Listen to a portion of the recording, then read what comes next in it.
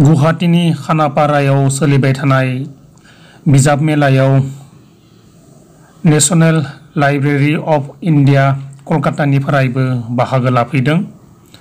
गलानि अनजिमायानो जाबाय 132।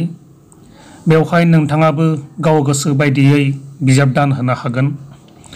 फिन बुंफिनदों दि गुवाहाटीनि खानापारायाव सोलिबाय थानाय आसाम बिजाब मेलायाव नेशनेल लाइब्रेरी अफ इन्डिया कलकातानिफ्रायबो बाहागो लाफैदों। नोंथांहा बेवहाय गाव गोसो बायदियै जायखिजाया बिजाब दान होनो हागोन।